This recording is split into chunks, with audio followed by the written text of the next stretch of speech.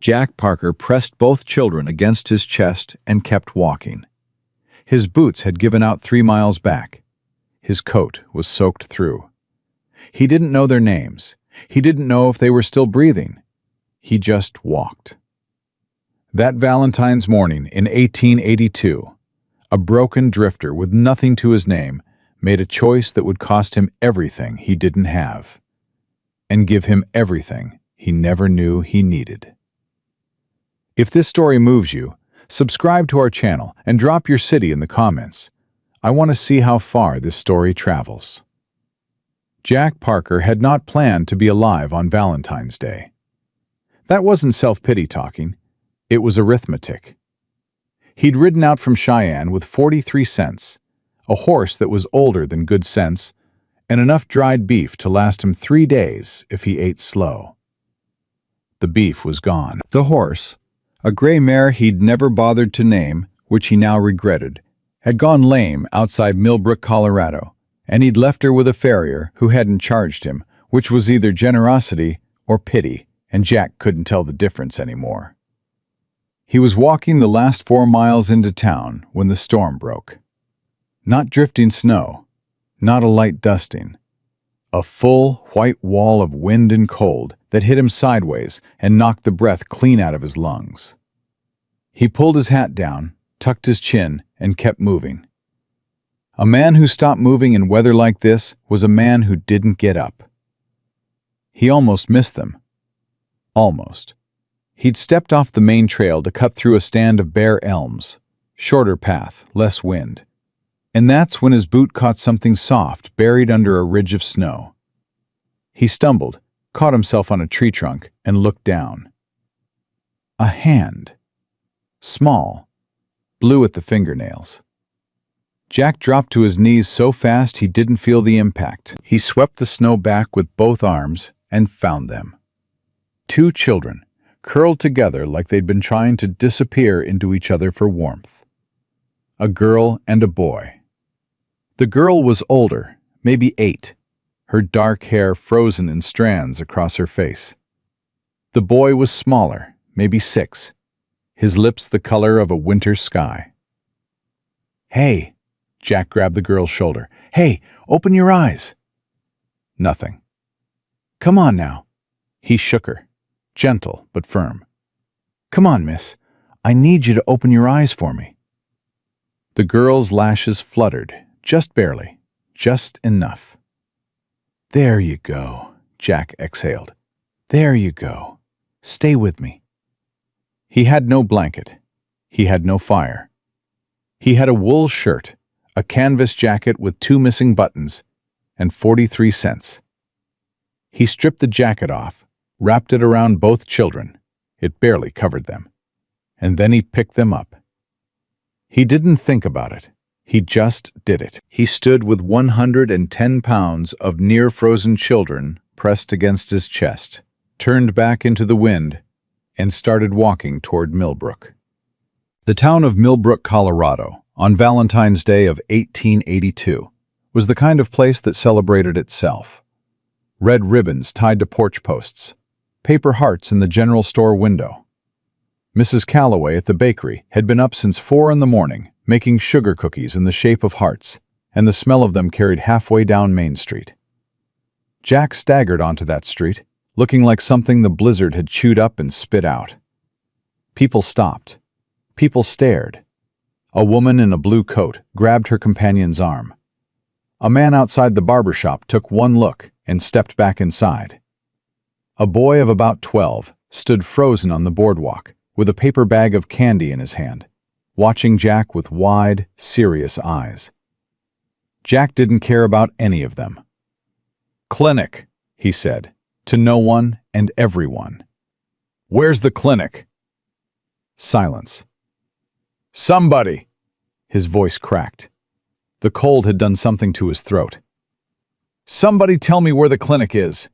These children are dying." The 12-year-old boy dropped his candy bag and pointed.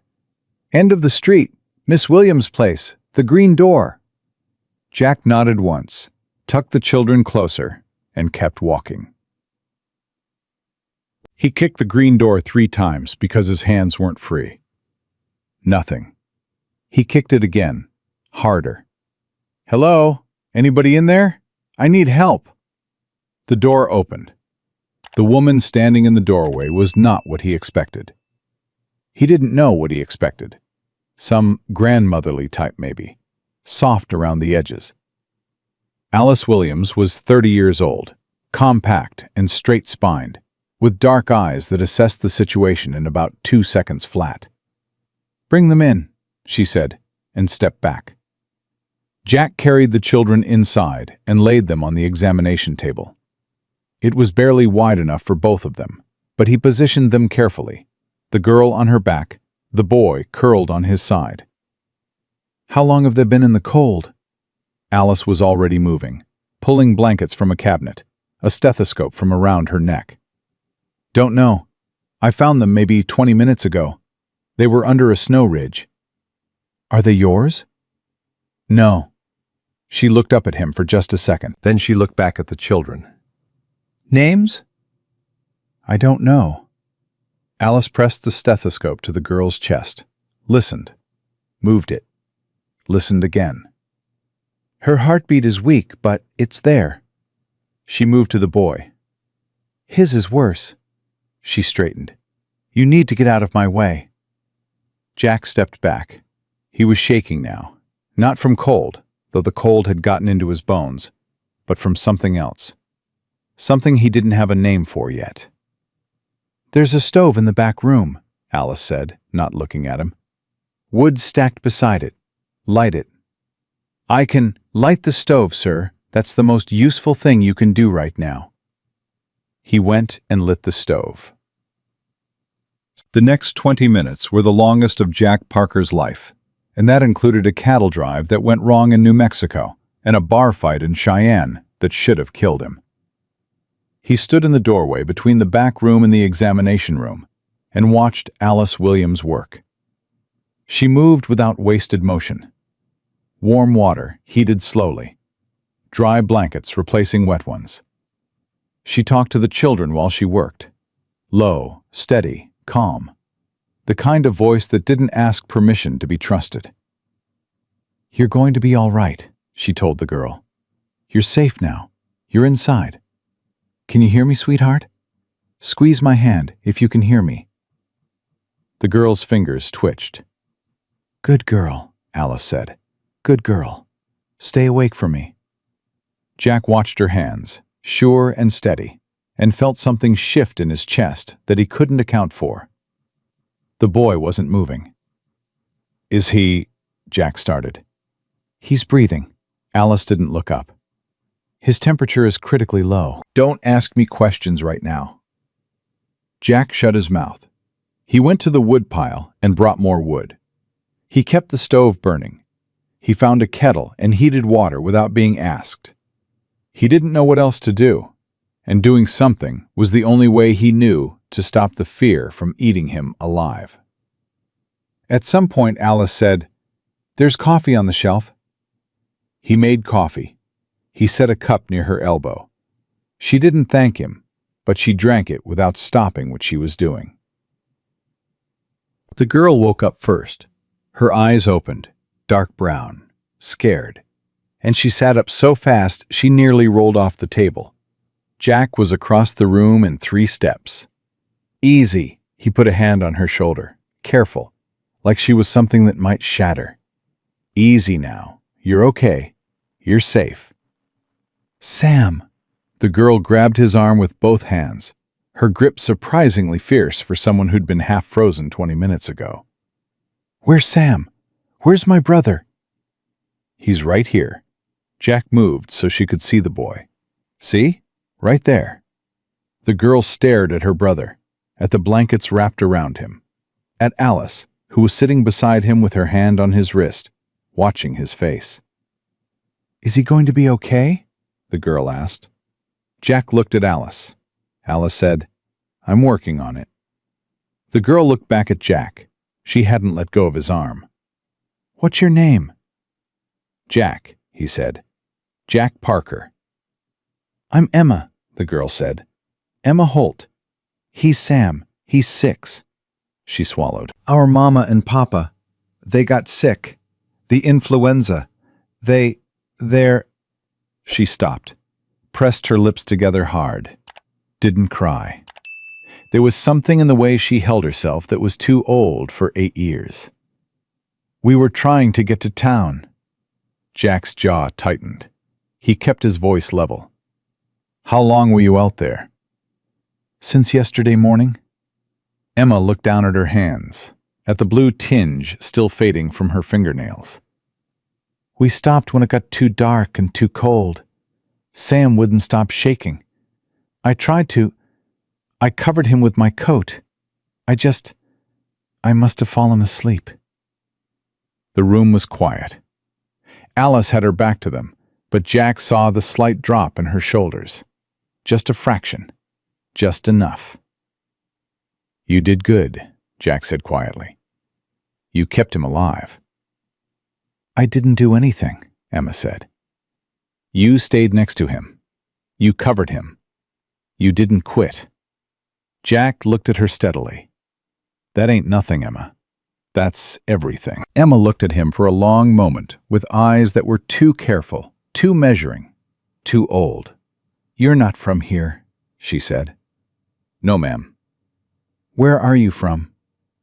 Nowhere particular. Something flickered across her face. Maybe recognition. Maybe kinship. Us neither, she said. Not anymore. Sam Holt woke up 40 minutes later, and the first word out of his mouth was his sister's name. Emma! I'm here! Emma had gotten herself off the table and was standing at her brother's side before anyone could stop her. She grabbed his hand. I'm right here, Sam. Sam blinked at the ceiling, blinked at Emma, blinked at the unfamiliar room around him. His face started to crumple. Don't, Emma said, fierce and soft at the same time. Don't cry. We're okay. We're inside. I was cold, Sam said. I know. I was real cold, Emma. I know, Sam, but you're warm now. She squeezed his hand. You're warm now. Sam's eyes found Jack, standing a few feet back. The boy stared at him with the direct, unsettling gaze of a 6-year-old who didn't understand enough about the world to know he was supposed to look away. Who are you? Sam asked. Name's Jack. Did you carry us? Jack hesitated. I walked you into town. Were we heavy? Something that wasn't quite a smile pulled at the corner of Jack's mouth. A little. Sam considered this. Thank you, he said, with the grave formality of a child who'd been taught manners by someone who meant them. You're welcome, Jack said. Alice stood in the doorway to the back room, arms folded, watching. When Jack glanced at her, she looked away. They need to stay warm tonight, Alice said. Their core temperatures need to stabilize. They can't be moved. Jack nodded. He was standing near the door, hat in his hands. He'd been working up to leaving, to excusing himself, finding somewhere in town to sleep, coming back in the morning to check on them. It was the responsible thing, the logical thing. He'd done his part. He looked at Emma and Sam, both of them sitting up now on the examination table, close together, Emma's arm around her brother's shoulders. He looked at the door. He put his hat back on the hook on the wall. Then I'll stay, he said. Alice looked at him. Mr. Parker, they don't know you. He said it plain, without apology. They just woke up in a strange place. They're scared. He met her eyes. I'll sleep in the chair. I won't be in your way, but I'm not leaving them alone with strangers. Alice's jaw tightened.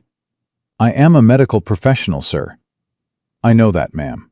He held her gaze. And you're doing a fine job. But those kids are 8 and 6, and they just lost their parents.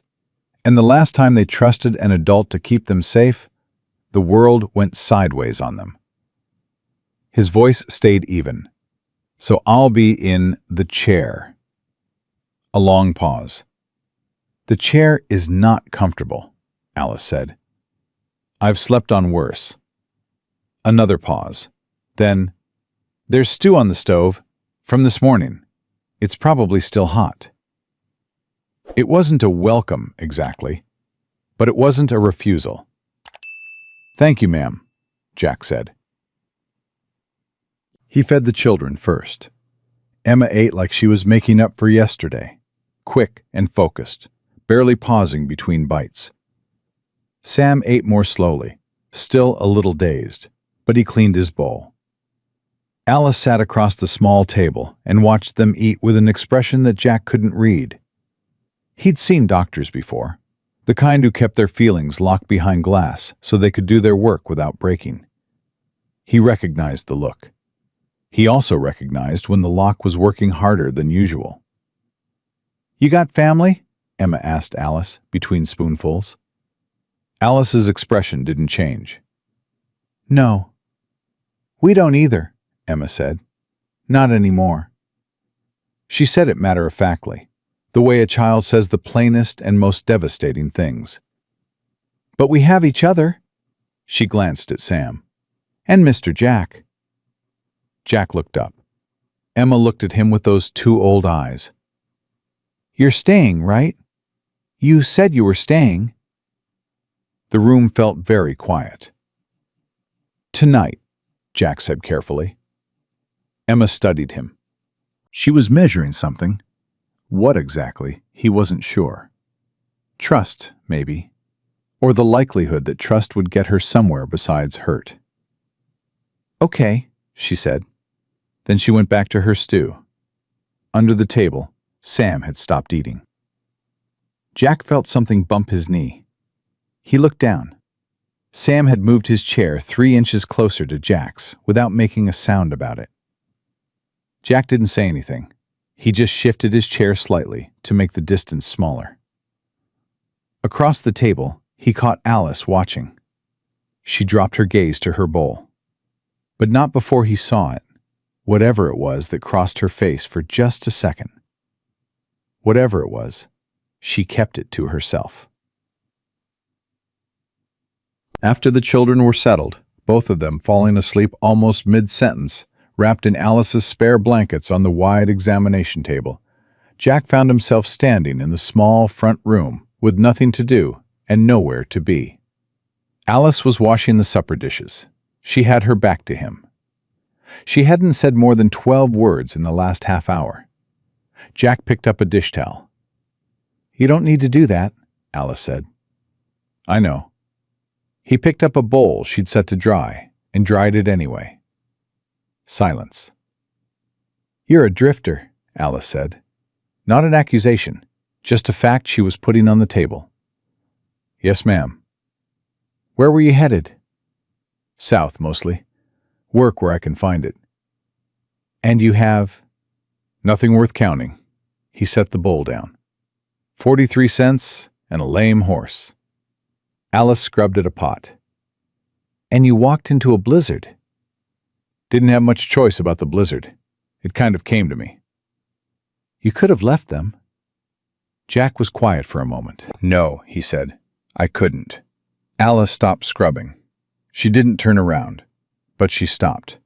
"Why?" she asked. Her voice was careful, like she was genuinely trying to understand something. Jack set down the dish towel.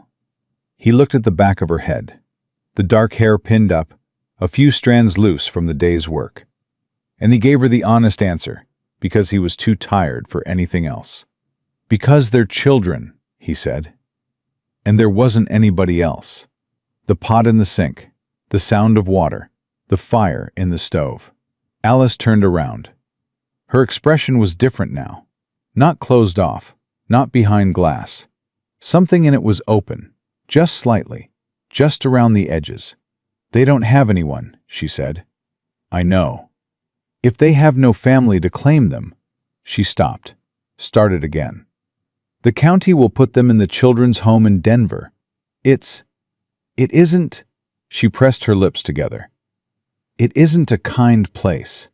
Jack looked at her steadily. "Then we'll figure out something better." Alice blinked. "We?" He reached for the dish towel again. "One problem at a time, ma'am," he said. "Tonight, they're warm, and they're fed, and they're safe. That's enough for tonight." He picked up the next dish and dried it. After a moment, Alice turned back to the sink. Neither of them spoke again. But the silence between them was different now. Not empty, not hostile. Something else. Something neither of them had a name for yet, and neither of them was ready to reach for. Outside, the Valentine's blizzard kept howling. Inside, for the first time in a long time, something warm held. Jack didn't sleep. He sat in the chair with his hat on his knee and his eyes on the children. And somewhere around 2 a.m, Sam started shaking again. Not the slow, steady trembling of a body trying to get warm. This was something faster, something wrong. Jack was on his feet before he finished the thought. "Alice," he said her name at normal volume. Then again, sharper. "Alice!" She came out of the back room in her robe, hair down, already awake. Or maybe she hadn't slept either. She took one look at Sam and moved past Jack without a word. "His fever's climbing." She put her hand on the boy's forehead, then his throat. "Get the water, the pot I left on the stove. It should still be warm." Jack got it. "Hold him still," Alice said. "He's a sick little boy, not a calf," Jack said. But he sat on the edge of the table and put his arm around Sam's shoulders anyway, steadying him without pinning him. Sam's eyes were half open and glazed, not really seeing anything. "Sam." Jack kept his voice low and calm. "Hey, buddy, I've got you. Stay still for Miss Alice." "Cold," Sam muttered. "Still cold." "I know. She's going to fix that." Emma had woken up and was sitting rigid on her side of the table, watching her brother with an expression that had no business being on the face of an 8-year-old. Pure dread, locked down tight because she'd already learned that falling apart didn't help anybody. "Is he worse?" Emma asked. Alice didn't answer immediately. Jack watched her face instead. He'd learned in the last few hours that Alice Williams' face was a good instrument if you knew how to read it. What he saw wasn't panic. It was concentration. And underneath that, something grimmer. "Secondary fever," Alice said finally. "It can happen when the body's been pushed this hard. It doesn't mean—" She stopped, rephrased. "He's fighting. That's what this is. His body is fighting." "Will it win?" Emma asked. The directness of the question seemed to catch Alice off guard. She looked at Emma, really looked at her, maybe for the first time. And Jack saw something move through Alice's expression, something that cost her. "I'm going to make sure it does," Alice said. Emma held her gaze for a long moment. Then she nodded, once, and shifted to the end of the table closest to her brother. She didn't touch him. She understood, somehow, that he needed to stay still. But she was close. Close enough that he'd know she was there if some part of him could feel it. Jack caught Alice watching Emma. And then Alice turned away quickly and focused on Sam. And her hands were steady, and she did not let her face do anything else that cost her. They worked through the rest of the night together, not side by side, not in any kind of easy partnership, more like two people navigating the same narrow kitchen without bumping into each other, each doing what needed to be done without having to ask. Jack kept the water warm, kept the stove fed, kept Emma from wearing a hole in the floor with her anxious stillness by finding small tasks to give her. "Hold this. Pass that. Go drink some water yourself, Emma. You can't help him if you collapse." Emma did what he asked, each time, with a seriousness that felt like the closest she could get to feeling useful. Around 4 a.m, Sam's shaking eased. Around 5, his breathing deepened. Around 6, he opened his eyes and said, with perfect clarity, "I'm hungry." Emma made a sound that wasn't quite a laugh and wasn't quite a sob, but landed somewhere in between. She pressed her forehead to her brother's shoulder, and Sam, confused but accommodating, patted her hair with one small hand. "Don't cry," he told her. "I'm not crying," Emma said, muffled. "You sound like crying." "I'm not." Sam looked at Jack for backup.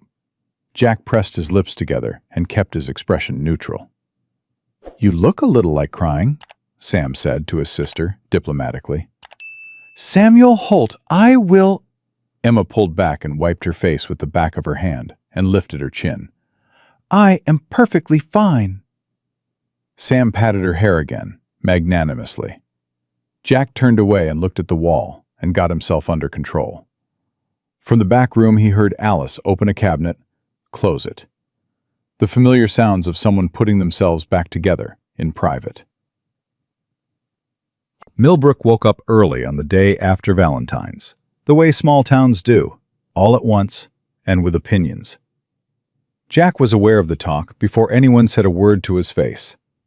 He'd stepped outside at first light to get more wood from the stack behind the clinic, and he'd felt it, that particular weight in the air of a place that's been talking about you. Two women crossed the street rather than walk past him. A man in a shop apron stood in his doorway and watched Jack with the flat, assessing stare of someone who'd already made up his mind. Jack carried the wood inside and didn't say anything, but Alice knew. He could tell by the set of her jaw when he came back in, the way she moved to the window and then stepped deliberately back from it. She'd lived in this town long enough to know exactly how it thought. "They're saying you spent the night," she said, flat, stating a fact she didn't like. "I did." "They're not going to understand that." "Do you need them to?" Jack asked. Alice looked at him. "I have a practice here, Mr. Parker. I have a reputation I've spent 4 years building. In this town, a woman's reputation is—" "I know what it is," Jack said. "And I know what it's worth. And I know you shouldn't have to fight for it twice just because you did the right thing." He held her gaze. "I'll sleep at the Library tonight. Or I'll go. Whatever you decide. But last night you needed another pair of hands, and I had 2. And Sam is breathing this morning. That's the only thing I'm not sorry for." Alice was quiet for a moment that stretched long enough to mean something. "The livery is probably fine," she said. The sheriff arrived at 9:30. His name was Gerald Hatch, and he was the kind of man who wore his authority like a belt 1 notch too tight. Visible, uncomfortable for everyone, and something he'd adjusted to years ago. He came in without knocking, which told Jack something, and he addressed Alice without looking at her directly, which told Jack more. "Heard you've got 2 children," Hatch said. "I have 2 patients," Alice said, "who are recovering." Hatch looked at the children on the table. Sam was asleep again. Real sleep, not fever sleep. His color almost normal. Emma was sitting at the small table with a piece of bread, watching the sheriff with careful, quiet eyes. "Their people?" "Both parents deceased," Alice said. "Influenza. The children were attempting to reach town when they were caught in the storm." Hatch nodded slowly, the way men do when they've already decided something and are just waiting for the conversation to catch up. "County protocol for unaccompanied orphaned minors is transfer to the Denver Children's Home. I'll send a wire this morning. Someone can come for them by end of the week." The room went very still. Emma set down her bread. "No!" The word came out of Jack before he thought about it. Hatch turned and looked at him for the first time. He took in the worn boots, the missing coat buttons, the general appearance of a man with 43 cents to his name. His expression settled into something familiar, the particular contempt that men with a little power aim at men with none. "And you are?" "Jack Parker. I found these children." "Then you've done your good deed, Mr. Parker. The county will take it from here." "The county," Jack said, "is going to put 2 children who just lost everything into a building in Denver where they don't know a single soul." Hatch's expression didn't change. "That's the protocol." "Then the protocol needs reconsidering." Jack. Alice's voice, low and careful. He knew she was right. He knew picking a fight with the sheriff on his second day in town, with no money and no standing and nothing to his name, was not a smart move. He also knew that Emma was sitting 6 feet away, completely still, listening to every word, and that she understood exactly what was being discussed. He looked at her. Her face was a controlled mask, but her hands, on the table, were pressed flat against the wood. "How long do we have?" Jack asked Hatch. "Before someone comes from Denver." Hatch considered. "End of the week, most likely. Could be longer." "Then we have until the end of the week to figure out something better," Jack said. "Unless there's a law that says a man can't spend 4 days trying." Hatch looked at him for a long moment. Then he looked at Alice, who was standing with her arms folded, her face giving away nothing. "Miss Williams," Hatch said, "these children are your medical responsibility, not your legal one. You understand that?" "I understand English," Alice said pleasantly. "Thank you, Sheriff." Hatch left. The door closed behind him, and the room exhaled. Emma picked up her bread. She took a bite. She chewed it. She was 8 years old, and she had just heard her future discussed like a line item on a ledger. And she chewed her bread and swallowed it and didn't say a word. Jack sat down across from her at the table. "Emma." She looked at him. "I'm not going to let that happen," he said. She looked at him the way she'd been looking at him since the beginning, measuring, careful, undeceived. "You don't have any money," she said, "or a house, or a job." "That's accurate. So how are you going to stop it?" Jack exhaled slowly. "I don't know yet, but I'm going to figure it out." Emma considered this. "That's not a very good plan." "No," he agreed. "It's not." A pause. "Okay," Emma said, and went back to her bread. Alice found him outside an hour later, sitting on the step with his elbows on his knees, looking at nothing. "She trusts you," Alice said. Jack looked up. "She doesn't trust anyone. She's just decided I'm the least dangerous option currently available." Alice sat down on the step beside him. She didn't ask permission, and he noted that. The small shift from the careful distance she'd kept since yesterday. "Denver home," she said quietly. "I've seen children who came from there, later, when they were grown. Some of them—" She stopped. "It leaves a mark." "Then we need to find them family," Jack said. "Any family. Cousins, grandparents, a neighbor who knew their parents. Anything." "Emma said their father's people were all back east. Mother's family, she didn't know." Jack rubbed the back of his neck. "Their farm. Where is it?" "She said 4 miles north. The Holt place." "There might be papers there, letters, something that names someone." He looked at Alice. "Can you stay with them if I ride out?" "You don't have a horse." "I'll borrow one." Alice was quiet for a moment, then, "Mr. Parker." "Jack." She didn't use his name, but she also didn't correct herself back to formality, which he noted, too. "Why are you doing this?" she asked. "You walked into this town with nothing yesterday. You could have handed these children to the sheriff and walked on south and found your work, and no one would have blamed you." Jack looked out at the street, at the town going about its ordinary business. Valentine's Day over, the paper hearts in the store window already looking a little tired. "When I was 9 years old," he said, "my mother died. My father had been gone since I was 4.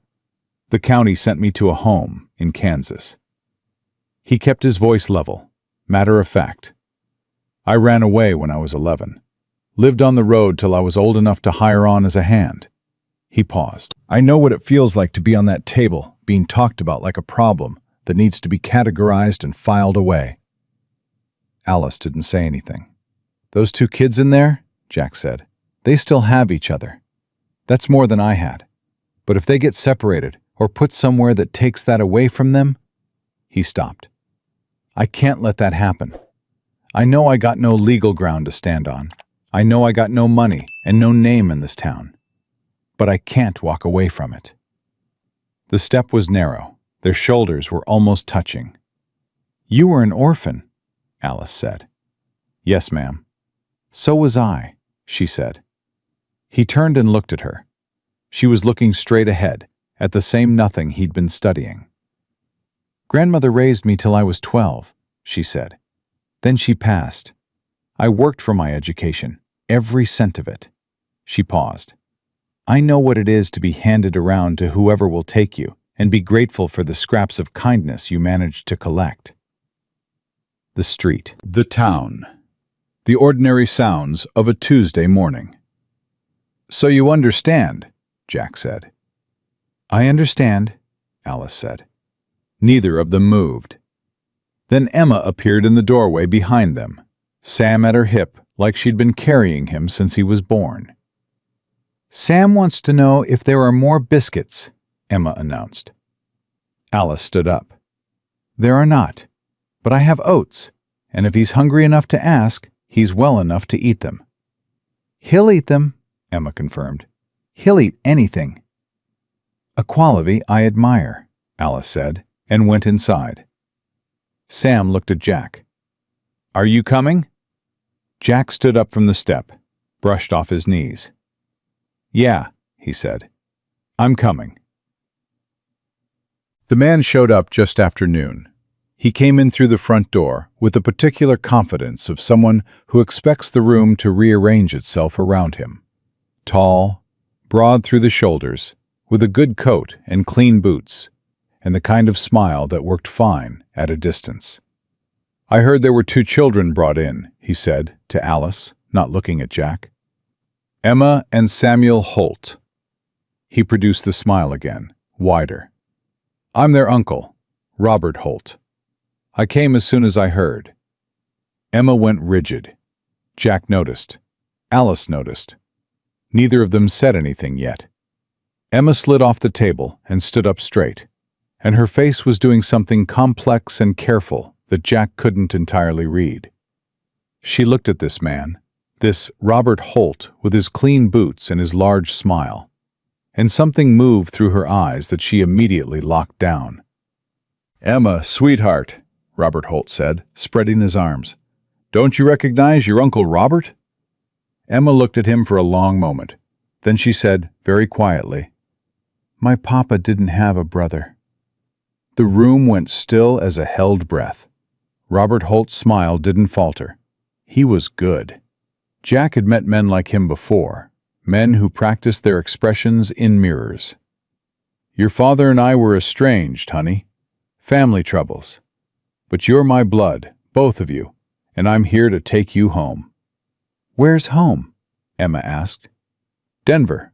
I have a house, a real house." He looked at Alice. "I have means to care for them properly." Jack stepped forward, not aggressively, just forward, enough to be visible, enough to be between Robert Holt and the children. "Your name's Robert Holt," Jack said. "That's right. And your brother was—" "Thomas Holt." Emma's hands, at her sides, curled into fists. Jack saw it. He was watching for it. "Thomas," Jack said evenly. "Where was Thomas Holt from originally?" Robert's eyes moved to Jack, assessing, recalibrating. "Back east, Pennsylvania. The family's from Pennsylvania." Jack nodded slowly. He looked at Emma, a question in his eyes. Emma gave him the smallest shake of her head. So small, only someone watching for it would catch it. "That's interesting," Jack said, "because Emma mentioned her father's people were from Ohio." The smile, still there, still practiced. "Ohio, Pennsylvania. We moved around some. It was a large family." "Sure," Jack said. "What was your mother's name?" A beat. Just one. But it was there. Margaret. Emma's jaw tightened. That wasn't right either. Jack could read it on her face. Well, Jack said pleasantly, I'm sure the sheriff will want to verify family claims before any children get transferred. Standard county protocol. Won't take more than a day or two. Robert Holt looked at him with eyes that had dropped the warmth and were working out what Jack was exactly, and how much of a problem he intended to be. And you are, Robert said. Jack Parker, friend of the family. He said it without blinking. Close friend. The two men looked at each other. Then Robert Holt smiled. A different kind of smile this time. Thin and patient. The kind that said, "This isn't over," without wasting words. And turned back to Alice. I'll call on the sheriff myself, he said smoothly.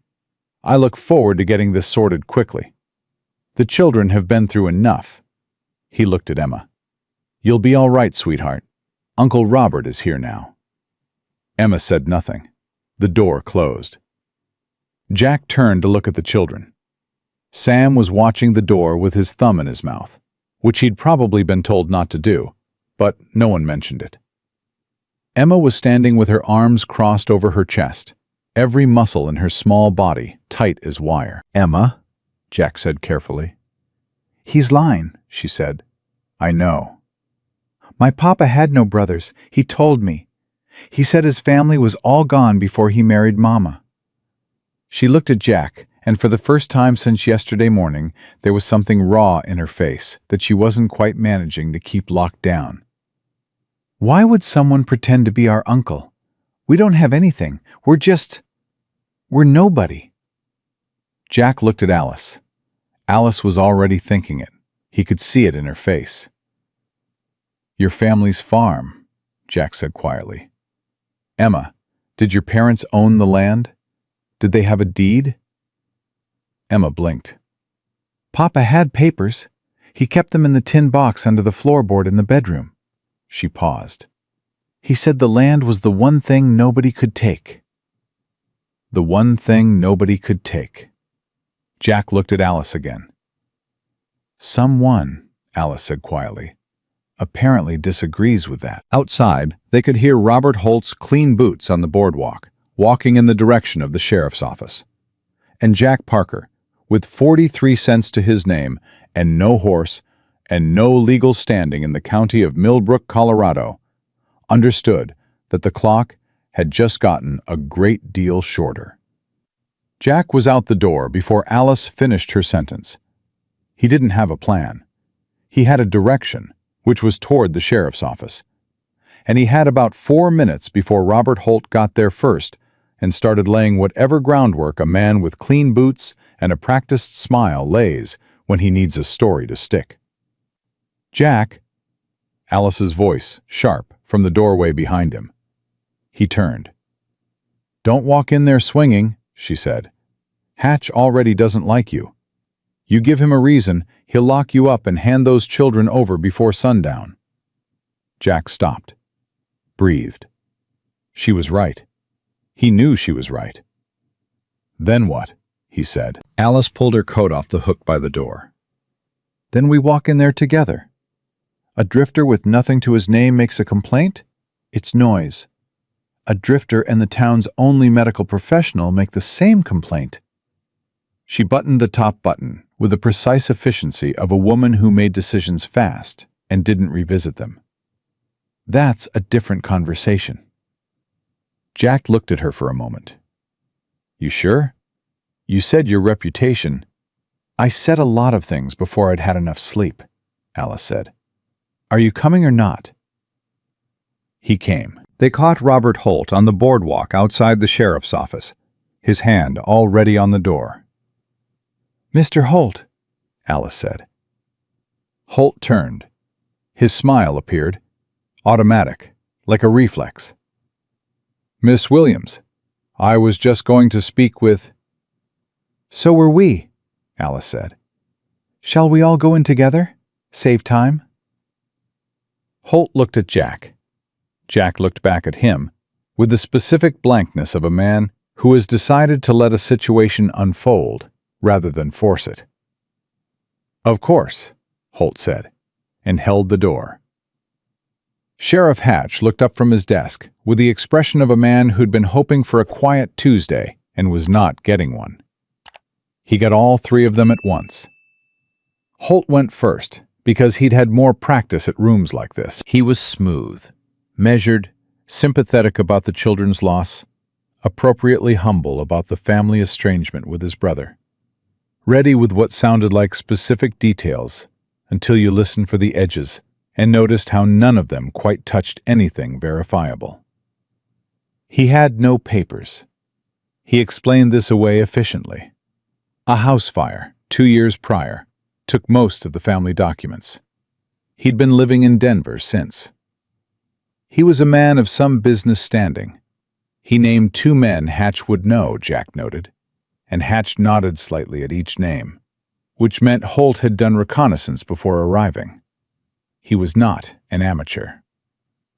When Holt finished, Hatch looked at Alice. "And your concern, Miss Williams?" "The girl says her father had no brothers," Alice said simply. "I find it notable that a previously unknown uncle appears within 18 hours of 2 orphan children being found alive, when those children's parents owned a land parcel 4 miles north of town." A pause. "A parcel," Jack added, "that would revert to county control without a legal heir, unless a family member claims guardianship first." Hatch looked at Holt. Holt spread his hands. "Children don't always know the full shape of a family. My brother and I were estranged. He may have spoken of me in unflattering terms, or not at all." He shook his head with practiced sadness. "The tragedy here is that those children are grieving and confused and alone. I'm simply trying to give them a home." "A home," Jack said. "Or a claim." The air in the room went tight. "Mr. Parker," Hatch's voice had an edge now, "you have no standing in this matter." "No, sir, but I've got questions." Jack kept his voice even.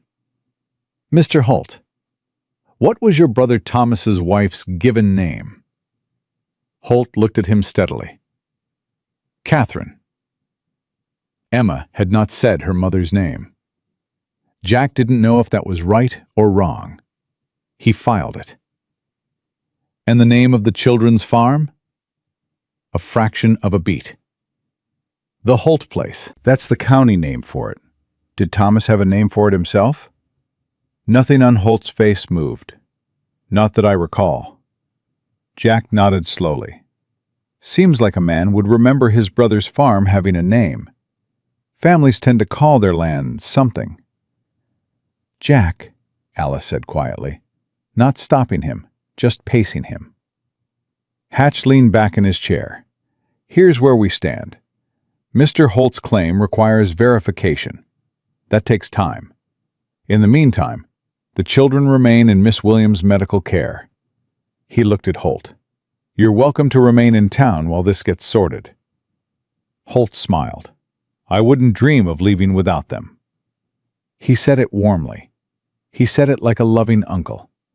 And underneath it, like a blade under a handshake, he said it like a man who knew exactly how long the process took and what he was going to do with that time. Jack rode out to the Holt farm on a borrowed horse an hour later. A broad-backed brown mare belonging to the livery owner, extended on Alice's word and the promise of future payment. He didn't examine that too hard. He just rode. Emma had told him everything she could remember. The tin box under the floorboard in the bedroom, her father's papers, the land deed, a marriage certificate, a handful of letters from back east. She'd described the house with the careful precision of a child who had memorized home, as if she'd known she might need it later. The house was cold and quiet in the way that buildings get when the people who gave them warmth are gone. Jack didn't let himself think about that. He found the loose floorboard in the third place he checked. He pried it up. The tin box was there, exactly where Emma said it would be. He opened it. The land deed was on top. 40 acres, the Holt parcel, deeded to Thomas Aaron Holt and Catherine Marie Holt in the year 1878. Clear title, no encumbrances, and in the event of the deaths of both primary holders, the land passed directly to their surviving children, Emma Louise Holt and Samuel Thomas Holt, held in trust until Emma's 21st birthday. Robert Holt's name was nowhere in the document. Not as family, not as witness, not as anything. Jack read it twice. Then he folded it carefully and put it inside his shirt, against his chest. He was about to close the box when he saw the letter underneath. It was in an envelope, unsealed, written in a hand that was careful and a little unsteady. The way hands get when a person is writing something they know they may not have time to finish. It was addressed to no one specifically. The heading read, "To whoever finds this after we are gone." Jack sat on the cold bedroom floor and read it. Thomas Holt had known he was dying. He'd written the letter 6 days before. The date was at the top. He had known Catherine was already gone. He had written it for the children, for whatever adult might find them, for whatever piece of luck might reach them if it could. He wrote, "My children are good children. Emma is the most capable person I have ever known, and she is 8 years old. Samuel has his mother's heart. They deserve every good thing. If you are reading this, please, keep them together. Whatever you do, keep them together. That is the only thing I ask."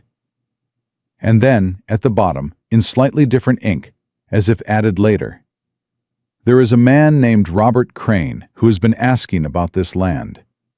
He goes by different names in different towns. He is not our family. He has never been our family. Do not let him near my children." Jack read that last paragraph 3 times. Robert Crane, not Robert Holt. He got up, put the letter in his shirt with the deed, and walked out to the horse. He rode back to Millbrook at a pace the mare found inconsiderate but didn't argue with. Alice read both documents at the kitchen table while the children slept. Her face, as she read, went through several things: recognition, anger, the particular controlled fury of a woman who has confirmed what she already suspected. "Robert Crane," she said. "You know the name?" "I know the pattern." She set the papers down on the table. "It's a land scheme, not uncommon. A family dies, orphan children with no local connections, unclaimed land parcel. A man appears, claims kinship, takes guardianship. The children end up in the system anyway, or somewhere worse, and the land gets transferred or sold." She looked up at Jack. "He's done this before." "Likely," Jack said. "Hatch needs to see these." Hatch accepted 2 character vouchers from Denver businessmen in the first 5 minutes of conversation, Jack said. "How much do you want to bet Crane has an answer for these documents, too? A forged deed, a different story about the letter, something." Alice was quiet, thinking. He could see her mind working. Systematic, thorough. The same way she moved in a medical emergency, cutting to the essential. "The circuit judge," she said. "Judge Alderman. He rides through Millbrook the first Thursday of every month. That's," she calculated, "that's 9 days. Crane won't wait 9 days. No," she pressed her lips together. "He won't." She looked at the papers, then at Jack. "If we can get those documents registered at the county courthouse with Alderman's name attached, filed ahead of Crane's claim, it changes the legal ground. Crane would need to contest a filed court document rather than simply assert a claim." "Where's the nearest courthouse?" "Grayson. 20 miles east. Can you get there tomorrow? Alice looked at him. I have patience. I know. I have Sam and Emma. I'll stay with them. She held his gaze for a long moment. You're asking me to ride 20 miles in winter to file documents in a courthouse on behalf of 2 children I've known for 36 hours, on the word of a drifter with 43 cents, against a man who already has the sheriff's ear. Yes, ma'am. That's what I'm asking. Another long moment. There and back in a day, she said. If I leave at first light, I'll have the horse ready. Alice picked up the papers and began to make a copy of the key details in her own hand, methodical, precise, in case the originals needed to stay with Jack. He watched her write and thought that he'd been in a great many difficult situations in his life and had never had another person simply decide, without drama, to ride 20 miles in winter on his behalf. He didn't know what to do with that. So he made coffee, and he brought her a cup, and he stood by the stove and didn't say anything unnecessary. Crane came back that evening, not to the clinic. He was smarter than that. He went door to door on Main Street instead, and by the time Jack heard about it, from the livery boy, who'd been listening through the wall of a neighboring building, Crane had visited 6 households and told each one a version of the same story. That he was a grieving uncle, that he was worried about his niece and nephew being in the care of a woman who wasn't family, and a man with no local ties and no known character. That children needed stability, that he feared they were in an inappropriate situation. He said all of this with exactly enough sadness in his voice to make it land. Jack heard it from the livery boy and stood very still and thought about what Alice had said that morning. Don't walk in there swinging. He went back to the clinic. Emma was awake, sitting at the table with Sam's head in her lap, the boy dozing. She looked up when Jack came in and read his face the way she'd been reading faces since she was old enough to understand that adults' faces usually told the truth, even when their words didn't. Something happened, she said. Nothing we can't manage, Jack said. Emma studied him. That's what Papa used to say when something was bad, but not as bad as it might get. Your Papa sounds like he was a smart man. He was. Emma looked down at Sam's sleeping face. He was the smartest person I knew, except maybe Mama. She ran one hand over her brother's hair, absent-mindedly, the way people do when comfort has become reflex. Mr. Jack, are we going to lose the farm? Jack pulled out the chair across from her and sat down. I found your daddy's tin box, he said. Emma's eyes came up sharp. The deed's right here. He patted the front of his shirt. Your name and Sam's name are on it, clear and legal. Emma exhaled, a long, shaking breath she'd probably been holding since yesterday morning. And the man? The one who says he's our uncle? His name isn't Holt, Jack said. Emma's jaw set. I knew it. You did, and you were right to know it. He leaned forward slightly, elbows on the table. Emma, I need you to trust me for a few more days. Miss Alice is going to the courthouse tomorrow. She's going to make sure your daddy's papers are filed properly where nobody can ignore them. And I'm going to stay right here with you and Sam until that's done. Emma looked at him steadily. And then? The question hung between them. Jack was aware that she wasn't asking what happened to the legal documents. She was asking what happened to him. One thing at a time, he said. Emma held his gaze. Then, slowly, she looked back down at her brother. Sam asked me this morning if you were going to be our papa now, she said, conversationally. Jack said nothing. I told him that was a silly question, Emma continued in the same tone. That was probably the right thing to tell him, Jack said. Yes. A pause. He didn't believe me. Jack rubbed the back of his neck and looked at the ceiling and did not say anything. The knock came at 9:30. Not the front door, The back. Jack was on his feet before the second knock, hand instinctively going to his hip. Old reflex. No gun there. Hadn't carried one in 2 years. He picked up the fireplace poker instead, which was not elegant, but was solid, and went to the back door. He opened it. An old man stood there, 70, maybe more, with white hair and a face like worn saddle leather. He had a battered hat in his hands, and he was turning it around and around by the brim. And he smelled like wood smoke and horses, and his eyes, when they found Jack's, were the anxious eyes of a man carrying something he'd been carrying too long. "You the one asking about the Holt children?" he said. "I am," Jack said. "I was Thomas Holt's neighbor. 8 years. He swallowed. "My name's Vernon Dale.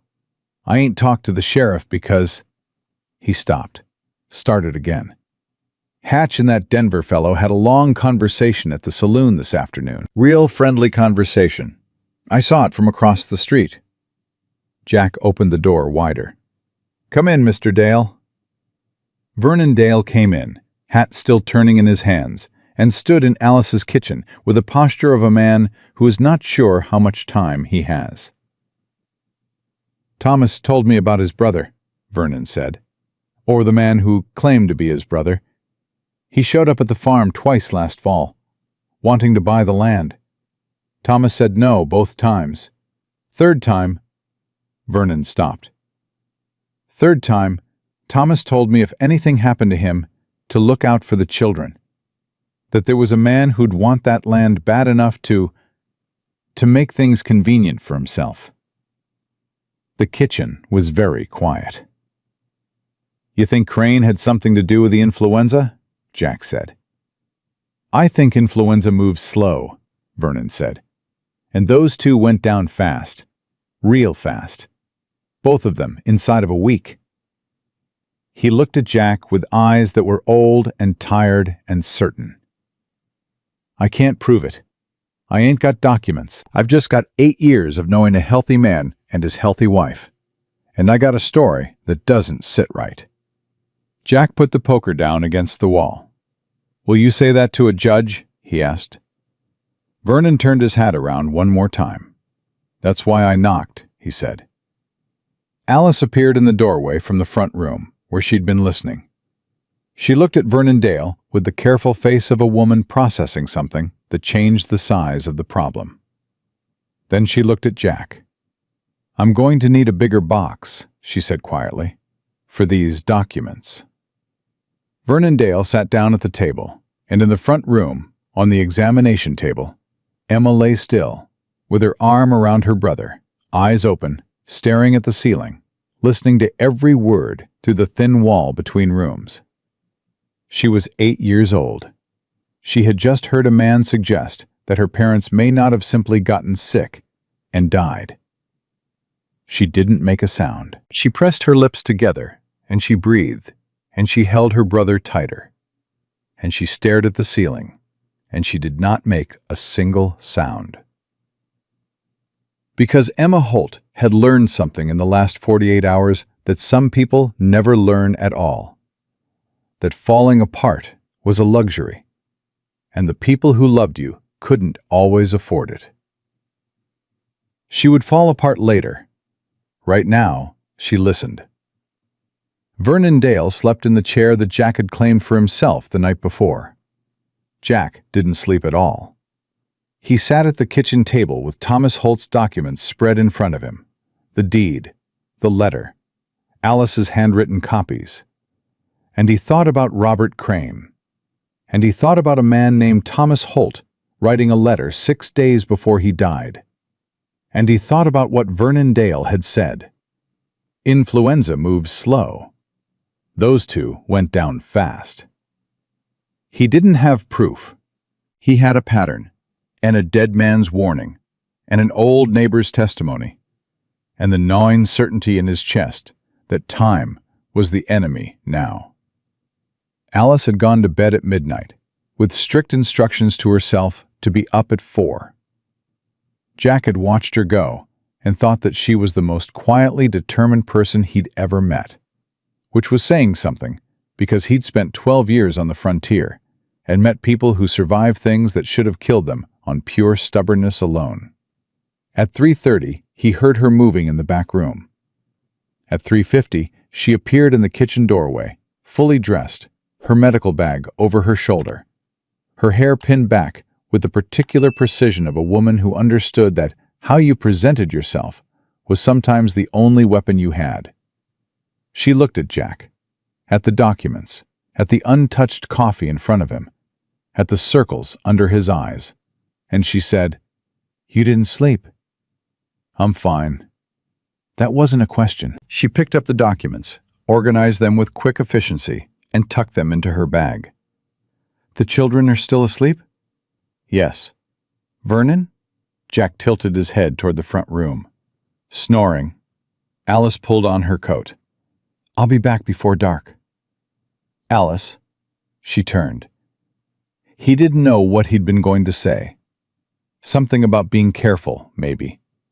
Something about what it meant that she was doing this. He looked at her in the lamplight, steady, prepared, already half out the door, and he said, "Thank you." Alice looked at him for a moment. "Don't let anything happen to those children," she said. Then she was gone. Sam woke up at 6, asking for breakfast, which Jack took as the finest possible medical report. He made oats, which was all there was, and Sam ate 2 bowls and pronounced the second one better than the first, which Jack doubted was true but appreciated the generosity. Emma ate sitting sideways in her chair, positioned so she could see both the front door and the window, a habit Jack recognized because he'd developed it himself around age 11 and had never lost it. Vernon Dale woke up, accepted a bowl of oats with the gratitude of a man who hadn't expected it, and sat at the table with the quiet comfort of someone who'd found, in the last 8 hours, that he'd made the right choice by knocking.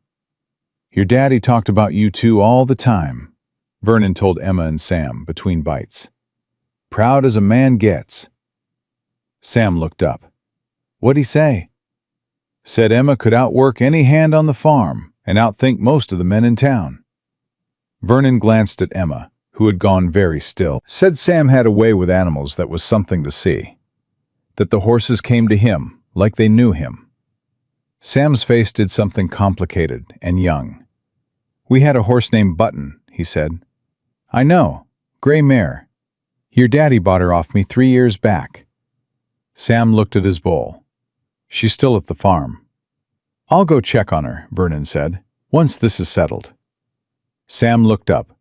Something in the simple practicality of the promise. Not, "Don't worry," or "It'll be all right," but "I will go check on her." A specific action, a specific commitment, seemed to land in the boy in a way that larger reassurances hadn't. "Okay," Sam said. Emma was watching Vernon with those measuring eyes. "You said my papa warned you about Crane," she said, "last fall." Vernon set his spoon down. He looked at the girl with the respect a man gives someone who deserves a straight answer. He did. Did you think something might actually happen to them?" "I worried," Vernon said. "I should have—" He stopped. The guilt on his face was old and worn, like something he'd been carrying since the week before last. "I should have come to town sooner, when they got sick. I should have pushed harder." Emma looked at him for a long, careful moment. "You're here now," she said. It was the same thing Jack had said to himself in the dark, riding back from the farm with the papers against his chest. "You're here now. That has to count for something." Hearing it from an 8-year-old didn't make it smaller. If anything, it made it bigger. Vernon picked his spoon back up. He didn't say anything else, but the set of his shoulders changed. Crane appeared on the boardwalk outside at 9:30. Jack saw him through the window, not coming to the door, just standing in the street, looking at the clinic with the patient, measuring expression of a man taking inventory. He had 2 other men with him this morning. Not the kind of men who came to offer condolences. Jack moved away from the window. "Vernon," he said quietly. Vernon looked up. "Take the children to the back room. Stay there." Vernon understood immediately. The way men who've lived long enough understand certain situations without needing them explained.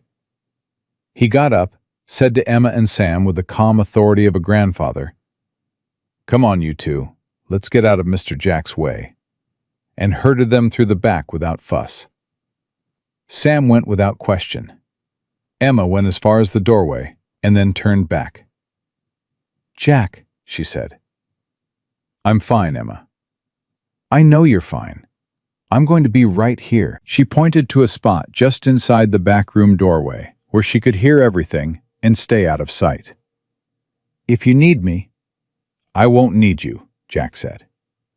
Emma nodded once, with the air of someone filing that statement under things adults say, rather than things that are necessarily true, and positioned herself exactly where she'd indicated. Jack turned back to the window. Crane was still in the street, waiting. Not coming to the door, because he'd already decided the door wasn't his best approach. Jack understood the strategy. Crane didn't need to confront him directly. He just needed to apply enough visible pressure, create enough visible association between the clinic and trouble, until the town's discomfort did his work for him. In a small town, a man's reputation for causing difficulty was as good as a court order. Jack put on his hat and went outside.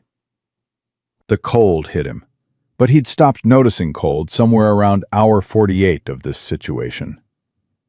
He walked off the clinic's front step and stopped at the edge of the boardwalk, and he looked at Robert Crane, and Crane looked at him, and the two men who'd come with Crane stood slightly behind their employer with the alert stillness of professional problems. "Mr. Parker," Crane said pleasantly. "Mr. Crane," Jack said. A beat. Something flickered in Crane's eyes at the name. The right name, not Holt. And then it was gone, and the pleasant expression returned. "I don't know what you think you know," Crane said, dropping the pretense of the name along with about a third of the warmth. "But what I know is this. By tonight, I will have everything I need to file a formal petition with Sheriff Hatch for guardianship of those children. That petition will be supported by 2 depositions from Denver businessmen of standing. By the time any circuit judge looks at it, it will be airtight." He tilted his head. "You're a drifter from nowhere with nothing to your name. Whatever documents you found on that farm, and yes, I know you wrote out there, a good lawyer can dispute them. Land deed disputes take months, years, and in the meantime, those children need a guardian." Jack let him finish. "You want the land," Jack said.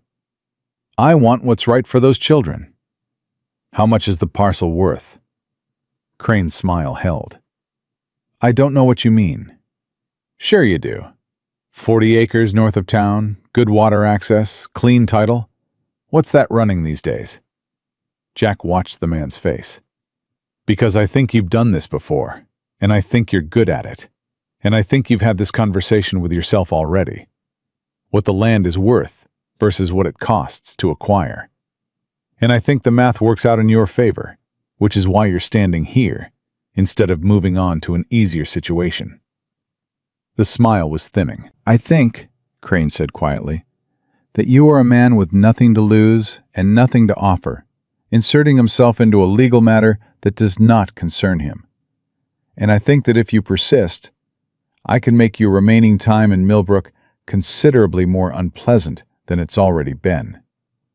He glanced at the 2 men behind him. Not a threat exactly, just information. Jack looked at the 2 men. He looked back at Crane. "I've slept 2 hours in 3 days, Jack said, and I've got 43 cents and a borrowed horse, and no coat to speak of. You want to make my life unpleasant, Mr. Crane? You're going to have to get in line behind the blizzard." He held the man's gaze for 3 full seconds. Then he went back inside. His hands, he noted, were completely steady. That surprised him slightly. The morning moved like weather, slowly, then all at once. At 10, 2 members of the town council stopped by the clinic. Not to make trouble, to check on the children, they said. Jack stood in the doorway and let them look in and see Emma sitting at the table with Sam, both of them clean and fed and clearly not in distress. And he answered their questions politely and thanked them for their concern. And when they left, their expressions were thoughtful rather than suspicious. At 11, Mrs. Calloway from the bakery appeared with a tin of the Valentine's heart cookies from 2 days prior. Slightly stale now, but offered with such genuine warmth that Sam accepted 3 of them with a solemnity that suggested he understood this was important. Mrs. Calloway looked at Emma for a long moment, at the careful self-containment of the girl, at the way she sat with one hand always near her brother. And she pressed her lips together and looked at Jack. "You need anything?" Mrs. Calloway said to Jack, in the tone that small-town women use when they've made up their minds about a person. "You come to me." "Thank you, ma'am," Jack said. She left. Vernon, from the back, said quietly, "Town's watching which way this goes." "I know," Jack said. "You made an impression on somebody, doing what you did. Word travels." It was the first piece of good news in 36 hours. Jack took it and held it carefully, like a match in wind. Crane made his move at 2 in the afternoon. He didn't come to the clinic. He went to Sheriff Hatch with a document. Jack heard this from the livery boy again, who had apparently appointed himself intelligence officer for this situation. A written statement from one of his Denver contacts, asserting that Robert Holt was a known and reputable citizen of Denver County, that his claim to family connection with the deceased Thomas Holt was credible, and that the children's current situation was of concern to several parties. Hatch came to the clinic at 2:30. He came alone this time, which Jack noted. He had the decency to look slightly uncomfortable, which Jack also noted. "I've received a formal petition," Hatch said. "I know," Jack said. Hatch looked past him at the children, then back. "Miss Williams isn't here." "She's attending to other matters." "What matters?" "Medical ones," Jack said. "She's the town's only medical professional, Sheriff. She has other obligations." Hatch studied him. "The petition will need a response. If you have documents you believe support a counterclaim—" "We have the original land deed," Jack said, "bearing Emma and Samuel Holt's names as the legal heirs. We have a letter from Thomas Holt specifically warning about a man using aliases to claim interest in his land. And we have a witness who can testify to Thomas Holt's statements in the months before his death." He held Hatch's gaze. "And if you gave this man the location of the farm, or any information about those documents, before I found them, then we're going to have a different conversation, Sheriff." Hatch's jaw tightened. "I didn't. I'm not accusing. I'm informing." Jack kept his voice level. "Whatever the connection is between you and Crane's Denver friends, I'm asking you to remember that there are 2 children on the other side of this wall who just lost their parents, and that your name is going to be attached to how this ends." Hatch stood very still. "Miss Williams," Jack continued, "is filing documents at the Grayson Courthouse today. Judge Alderman's name will be on them by this evening. What happens in this town between now and the first Thursday of next month is going to be visible to the circuit court." The silence stretched. "You have till end of business to respond to the petition," Hatch said finally. "Formally." "We'll respond," Jack said. Hatch left. Vernon appeared at Jack's shoulder. "You sure she gets those filed today?" "I'm sure," Jack said. He was not entirely sure. He said it anyway, because there was a child standing in the back doorway who could hear every word, and certainty, even borrowed certainty, was something. Emma came out of the back room at 3. She sat down across from Jack at the table, put both hands flat in front of her, and said, "I need to know the truth." Jack looked at her. "Not the version where you tell me what you think I can handle," she said. "The actual truth. Are we going to lose the farm? Are we going to Denver?" Jack was quiet for a moment. "I don't know," he said. Emma nodded slowly, like she'd expected that. "What's the best thing that could happen?" "Alice files those documents. Judge Alderman reviews them. The deed stands. You and Sam are recognized as the legal heirs. Crane loses his claim." "And the worst?" "Crane has better lawyers and more time, and we run out of one or the other." Emma absorbed this. "What are you going to do?" "Everything I can." "That's not specific." "No," Jack agreed. "It's not." He looked at her steadily. "Emma, I have to ask you something, and I need you to be honest with me." She nodded. "When Crane came yesterday, when you heard his voice," he paused, "had you seen him before? Or anyone like him?" Emma's hands on the table pressed flat. "There was a man, last fall. He came to the farm twice. Papa sent him away both times." She looked down. "The second time, they argued. The man said the land wasn't worth what Papa thought it was, that he'd be better off taking cash and moving on. Papa told him to get off his property." "What did the man look like?" "Big, well-dressed, smiled too much." She looked up. "It was him." Jack nodded. "He came back," Emma said. It wasn't a question. It was the sound of a child connecting things she'd known separately and finding they made a shape she didn't want to look at. "Emma, did my parents? Was it him that—" She stopped, started again, pressed her lips together so hard they went white. "Vernon thinks it wasn't just the influenza. I heard him. Last night." Jack's chest was tight. He looked at this girl, 8 years old, spine straight, hands flat on the table, refusing to come apart in front of him because she'd decided that composure was the thing she could control when everything else was outside her reach. "We don't know that for certain," he said, "and we may never know. But if there's any truth to it, the best thing we can do for your parents is make sure Crane doesn't profit from what he did. We make sure you keep the land. We make sure he answers for it." Emma looked at him. Her eyes were very bright and very dry. "Promise me," she said. The word landed with all its weight. He knew what promises cost. He knew what it meant to make one to a child who'd already had every promise broken by circumstances and men who couldn't keep them. "I promise," he said, "that I will not stop fighting this until I can't fight it anymore."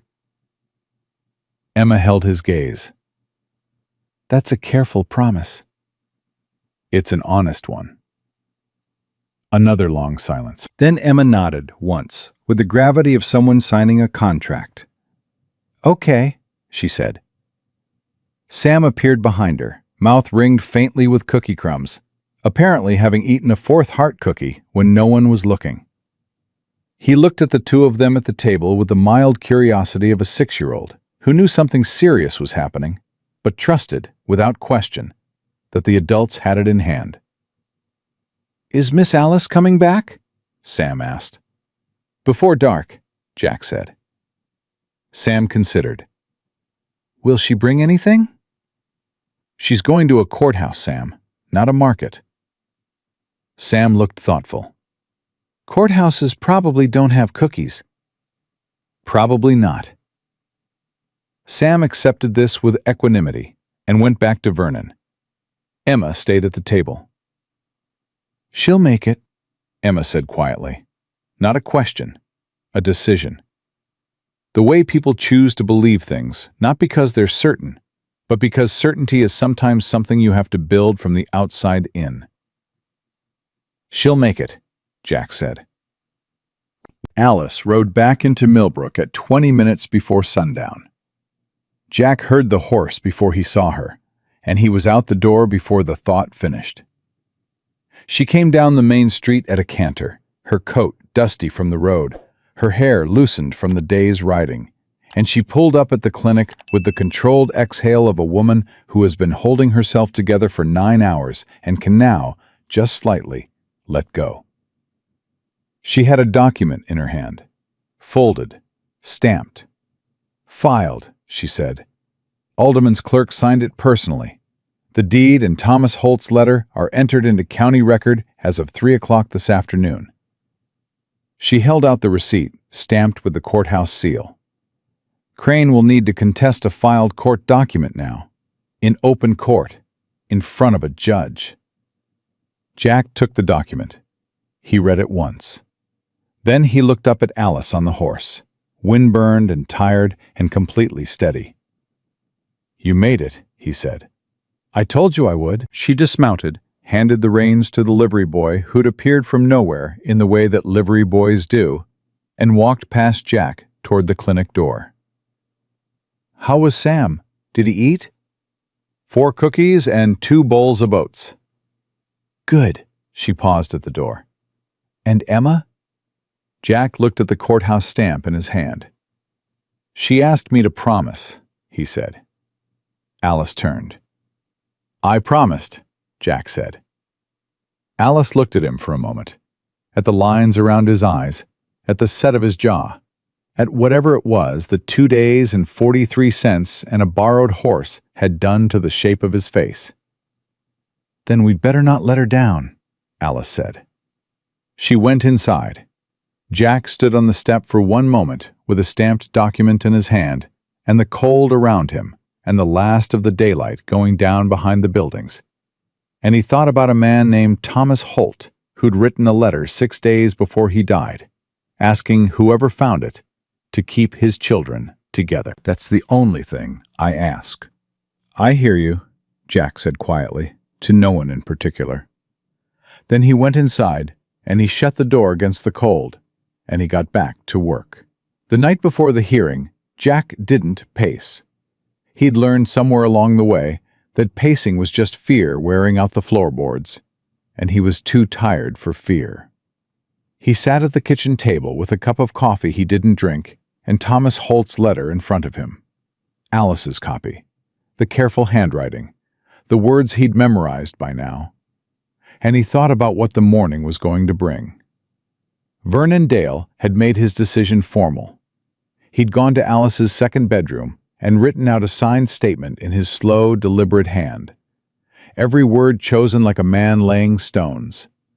And he'd given it to Alice without ceremony and said, "Whatever a judge does with it is the judge's business. I just need it said." Alice had filed it with the courthouse receipt, both documents together, and sent a rider to Grayson with a letter for Alderman's clerk.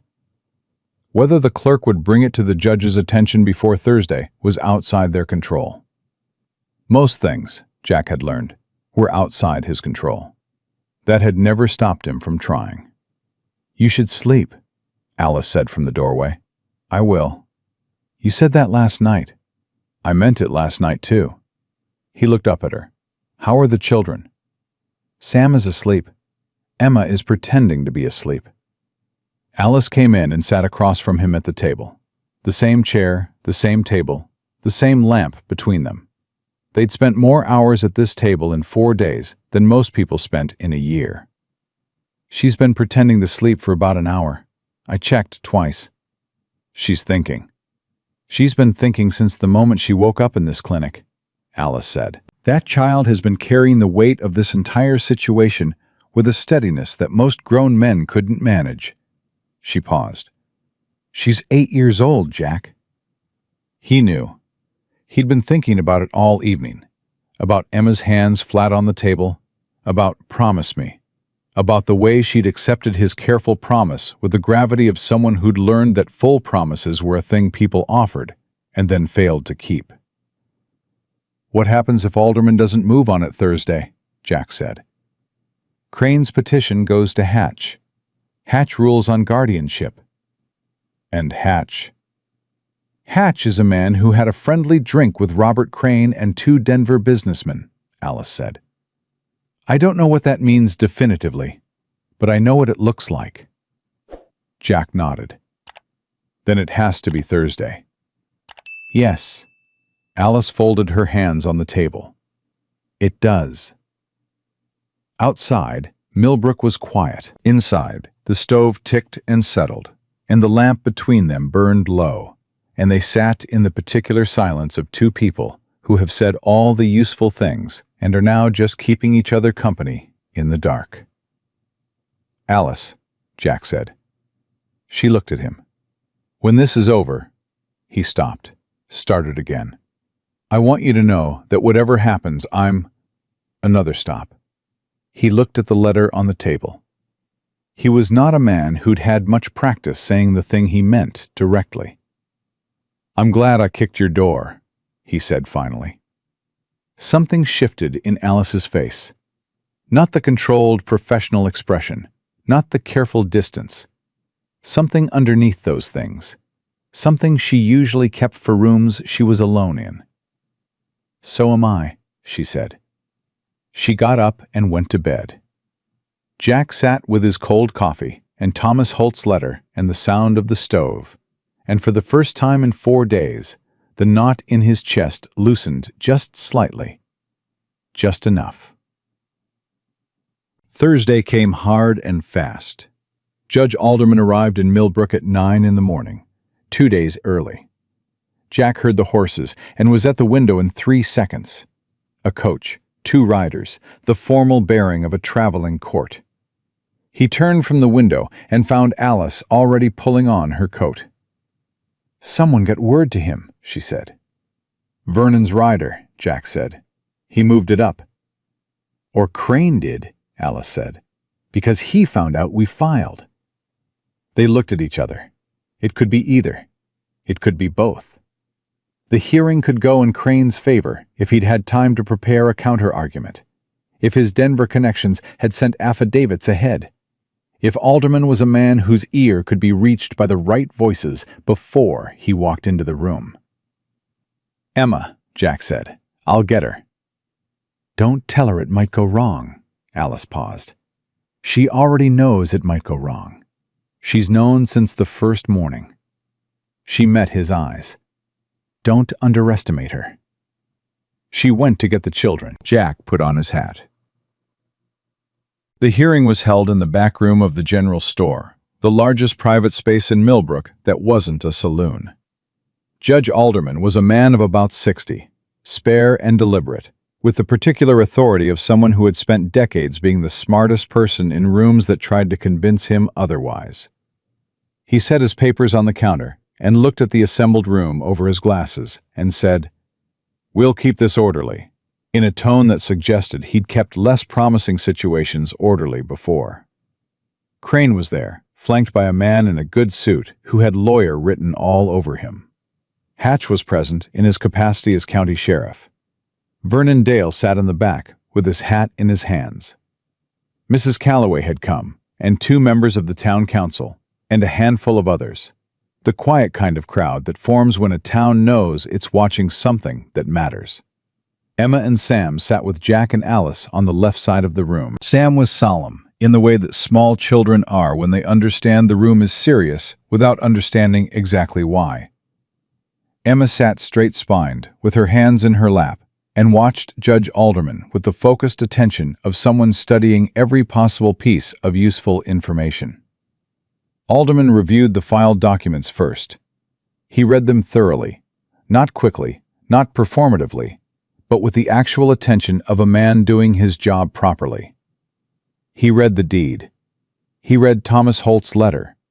He read Vernon Dale's statement. He looked up twice while reading the letter, once at the children and once at nothing in particular. Crane's lawyer went first.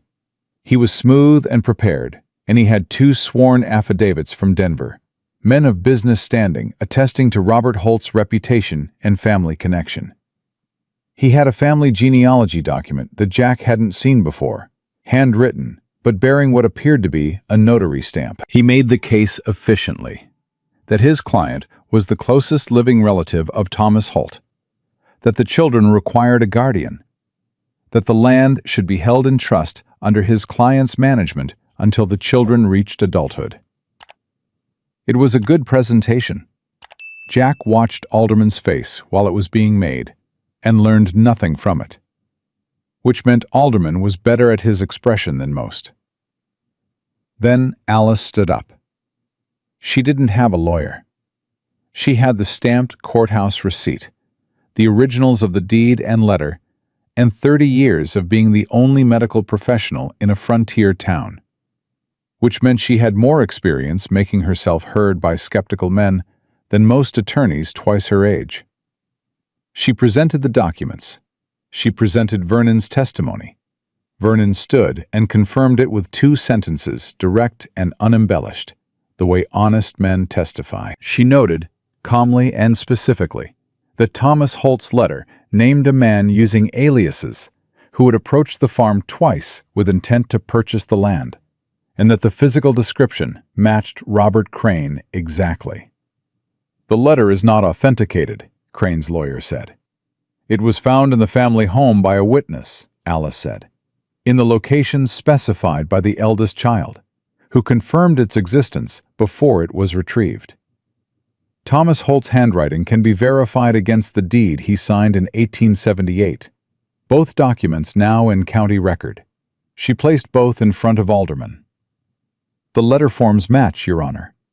Alderman looked at the 2 documents side by side. He looked for a while. "The genealogy document your client produced," Alderman said to Crane's lawyer. "Yes, Your Honor." "Where was it sourced?" A pause. "Barely there, but there." "Family records."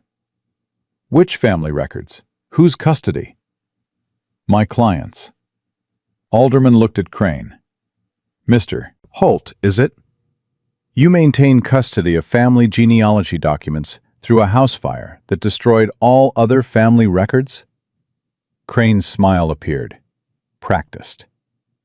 "Some things survive fires." "Indeed." Alderman looked at the document again. "The notary stamp on this document is from a firm in Denver. I'm familiar with that firm. I'm also familiar with the fact that it dissolved in 1879. He set it down. "This stamp postdates the firm's dissolution by approximately 2 years. The room went very quiet. Crane's smile held for 1 more second.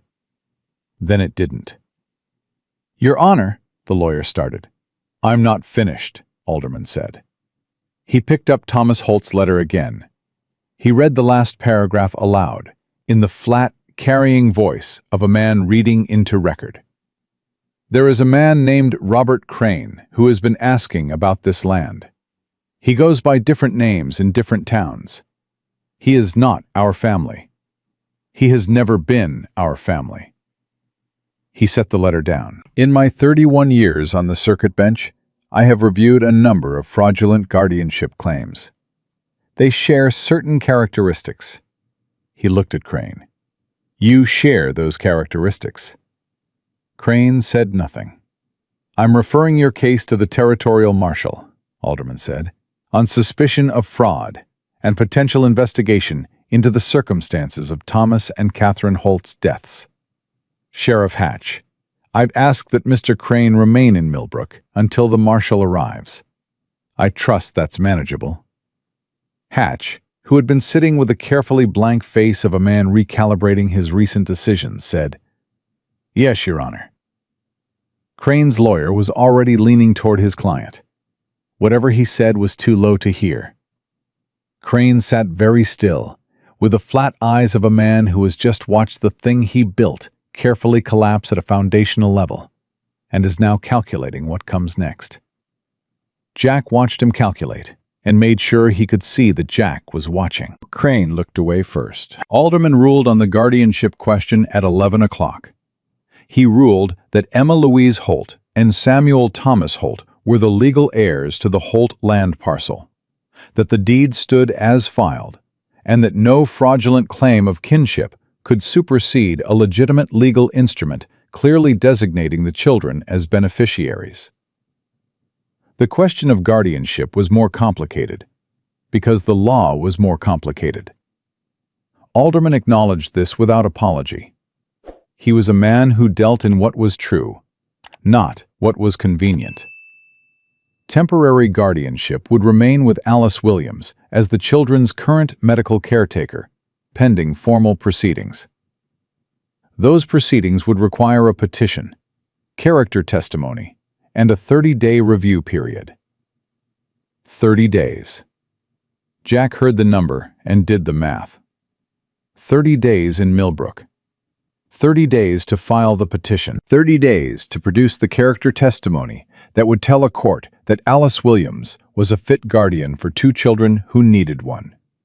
He had 43 cents and a borrowed horse, and no legal standing in this county. He also had 30 days. The room cleared slowly. Crane left with the flat efficiency of a man who had other plans in other towns, and was already adjusting to this one having gone wrong. His lawyer followed. Hatch paused at the door and looked at Jack with an expression that was complicated and not entirely without conscience. And then he left too. Vernon Dale shook Jack's hand and Alice's hand and knelt down to say something to Emma that Jack couldn't hear. And Emma listened and then nodded once, and Vernon put his hat on and went to see about a gray mare named Button. Mrs. Calloway cried a little, which Sam found interesting and slightly alarming. And she pressed both children's hands and said that if they ever needed cookies, heart-shaped or otherwise, her door was always open. And then it was just the four of them, Jack, Alice, Emma, Sam, standing in the back room of the general store in Millbrook, Colorado, in the winter of 1882, with a judge's ruling and 30 days, and a piece of land 4 miles north that had two children's names on it. Sam looked up at Jack. "Did we win?" "Yeah, buddy," Jack said. "We won." Sam thought about this. "Is Mr. Crane going to come back?" "No." "Good." Sam reached up and took Jack's hand with the uncomplicated confidence of a 6-year-old who had decided some time ago that this was simply something he was going to do. And Jack's hand closed around his automatically, the way hands do when something fits in them. Emma was watching. She had her arms crossed, not defensively, more like she was holding herself together while she processed something. She looked at Alice, then at Jack, then at the floor, then back up. 30 days, she said. 30 days, Alice confirmed. And then what, after the 30 days? Alice looked at Jack. Jack looked at Alice. Then, Alice said carefully, a judge will look at whether I'm a fit guardian for you and Sam. And if he agrees that I am, you are, Emma said. Then you'll stay with me, here. And the farm, we'll keep the farm, Emma said. It wasn't a question. Yes. Emma absorbed this, processed it. And Mr. Jack? The room waited. Jack looked at this girl who had been carrying the weight of everything for 4 days without bending, who had slept with one arm around her brother every night, who had listened through walls and asked the hard questions and accepted careful promises because she understood what honest looked like, even when it wasn't everything she needed to hear.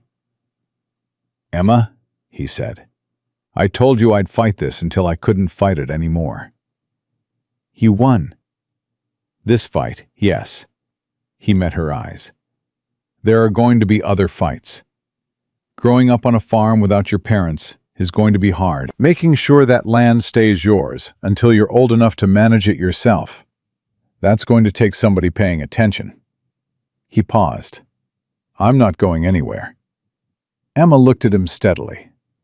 "That's not a careful promise," she said. "No," he agreed. "It's not." A long moment. The longest, maybe, of the whole 5 days.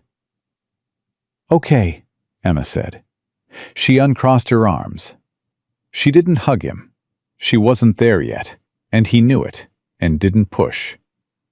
But she moved to stand beside him, close, the way she'd positioned herself in every room since the first morning. Present. Decided. There. Sam, still holding Jack's hand, leaned against his leg and yawned. That afternoon, Jack went to the livery and spoke with the owner about the brown mare. He couldn't pay for her yet. He said so plainly. What he could do was work. The livery needed a hand. There was always work on a farm going into the spring thaw, and he had 12 years of frontier experience and 2 hands that knew what to do with themselves. He laid it out without apology or embellishment. The livery owner, a square, practical man named Garrett, who'd watched the whole of the last 5 days from across the street with the assessing eyes of someone who valued demonstrated character over stated character, listened, and then said that the mare had been eating his hay anyway, and they could sort the finances in the spring. Jack shook his hand and went back to the clinic. Alice was at her desk when he came in, writing in her patient records with the focused efficiency of a woman catching up on 4 days of deferred work. She didn't look up. "How'd it go?" "I've got work and a horse." He hung his hat on the hook by the door. The hook had become his hook. He noted that, without comment. "I'll bunk at the livery. Give the town less to talk about." "The town," Alice said, still writing, "has already talked about everything there is to talk about. I don't think we're giving them new material at this point. Still, for the petition." Alice set her pen down. She looked at him. "Jack, about the petition. I know I'm not. You'd need to be a resident," she said. "Legally. A person of established local standing." She held his gaze. "Garrett giving you steady work helps. Church attendance helps. Being seen around town as a reliable presence helps." A pause. "The petition is for guardianship. But a judge might look more favorably on a household with more than one adult of stable character." Jack was very still. "Alice, I'm not saying anything," she said. "I'm explaining the legal landscape." "You're explaining the legal landscape." "That's what I said." He looked at her. She looked at him. Between them, the lamp on the desk, the record she'd been writing, the 30 days ahead, and something that had started in a blizzard with 2 half-frozen children and a kicked door and had been building, quietly and stubbornly, ever since. "It's been 5 days, Jack said. "I know how long it's been. We haven't known each other 5 days." "I know that too." Alice picked her pen back up. "I'm not asking you anything, Jack. I'm telling you that judges like stability, and that you said you weren't going anywhere, and that the legal landscape is what it is." She looked at her records. "You can draw your own conclusions." Jack stood in the middle of Alice Williams' clinic with his hat on the hook and his 43 cents in his pocket and a borrowed horse in the livery and 2 children in the next room, and 30 days ahead of him that could become more than 30 days if he was willing to let them. He had never, in 12 years on the road, been willing to let anything become permanent. He'd told himself that was freedom. He understood now, standing in this particular kitchen, that he'd been wrong about what freedom was. "Alice," he said. She looked up. "I'd like to stay," he said.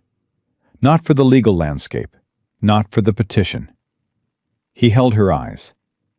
"I'd like to stay because this is the first place in 12 years that has felt like somewhere I was supposed to be." Alice was quiet for a moment. Her pen was still in her hand. "You have 43 cents, she said. "Yes, ma'am." "And a lame horse." "Borrowed horse. She's sound now." "And no coat worth speaking of." That's accurate. Alice set her pen down.